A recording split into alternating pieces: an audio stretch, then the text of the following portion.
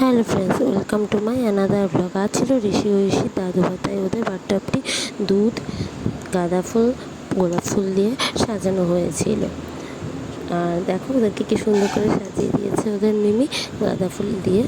আর তৈরি হচ্ছিল ওদের কিছু রিলস সুন্দর সুন্দর করে, তোমরা সেগুলো আমার পেজেই দেখতে পারবে। দুজনেই কিন্তু খুব খুশি খুশি মনে ছিল।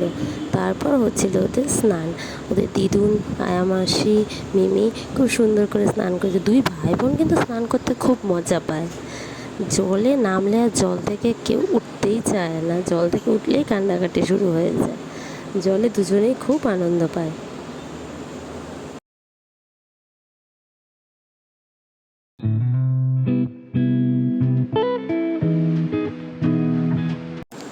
এদিকে মা ঋষি ঐশীর জন্য অনেক পথ তৈরি করে ফেলেছিল। বাপি ঋষিকে সাজিয়ে গুছিয়ে সুন্দরভাবে দাঁড় করিয়ে দিয়েছে। সেই খুশি হয়েছে ঋষি সাজুগুজু করে। পাশে বুড়ো নিয়ে রয়েছে ঐশীকে, ঐশী সেজে গুজে সেই খুশি। ওদের 5 মাসের ফটোশ্যুট কমপ্লিট হয়ে গেছে। এখন মিমি ঋষিকে নিয়ে বসে পড়েছে মুখে ভাত দেওয়ার জন্য। এদিকে আশীর্বাদ পর্ব চলছে, দিদুন আশীর্বাদ করে দিয়েছে, আমরা একা একা আশীর্বাদ করেছি। তারপর আমার বাবা মিমির কোলে রেখে ঋষিকে মুখে ভাত দিয়ে দিয়েছে। এটা অন্নপ্রাশনের পরে আমাদের রিচুয়ালসটি হয়।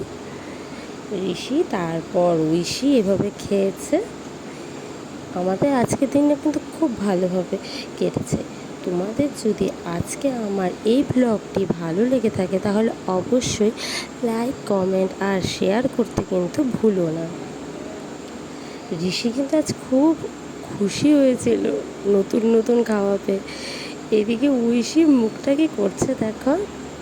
দাদুর কোলে থেকে ঐশী খেয়েছে, আবার মিমিও মুখে ছুঁয়ে দিয়েছে। শেষে খাওয়া দাওয়াটা তো মিমিরই কাজ।